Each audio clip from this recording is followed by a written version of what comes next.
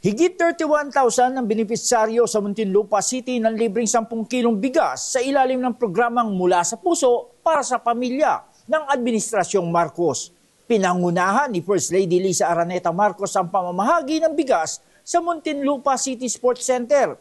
Katuwang sina Muntinlupa City Mayor Rupi Biazon at Metro Manila Council Chairman at San Juan City Mayor Francis Zamora, Miyerkules ng umaga. Nagdadala po ako ng asawa ko para unang-una kumustahin kayo at sabi yung kanin daw, pinapasabi niya, even though we cannot eradicate poverty 100%, at least itong konting biyaya sa susunod na araw makakatulong.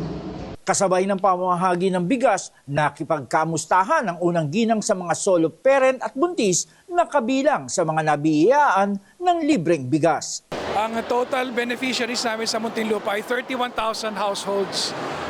Itong nandito ngayon is about 2,000. Ang pinili namin ng mga beneficiaries are some of the transport sector group, mayroong mga persons with disabilities, senior citizens, single solo parents, and yung mga urban poor, yung mga nasa ilalim ng poverty line. Ayon sa mga benepisyaryo, malaking tulong na ang libreng bigas para malamanan ang kanilang sikmura. Sa kalusugan din po, siyempre po. Sa kalusugan din po. Paano po? Ano pong gamot? Gamot, ganun po. Financial po. 2 pamilya po. At 2 pamilya? Mga ilang araw po yan tatagal? Yung anak ko po kasi, 5 ang anak. Bali, mag-ina po kami, may anak po yung May apo na po kayo? 3 po. 3? Opo. Sa mga anak ko, mga apo ko. First time niyo ba makita si First Lady? Opo. Ano pong impression niyo? Masaya naman ako nakita ako si First Lady. Malaking tulong. Mga ilang araw niyo pong 2 weeks. 2 weeks? Opo.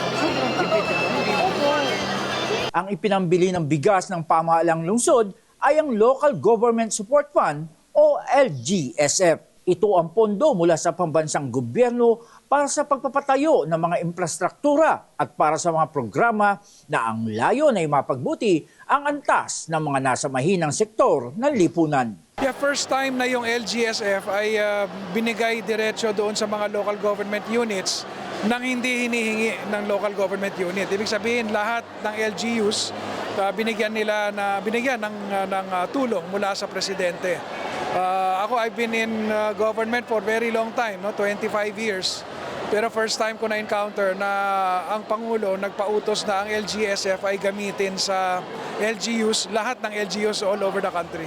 Nagpahiwatig naman si Mayor Francis Zamora na kung magagamit ng gusto ang LGSF, posible na madagdagan ito sa susunod na taon. 57.87 billion pesos ang inilaan na LGSF ngayong taon para sa lahat ng mga lokal na pamahalaan. If we're able to implement this local government support fund properly this year, we are looking forward to an even bigger budget for the LGSF for next year para kung sino man ang mga nakinabang na milyong-milyong Pilipino sa taong ito pagdating sa bigas, sigurado kung pagpatuloy po ito sa susunod na taon, milyon-milyon na namang Pilipino po ang makikinabang muli.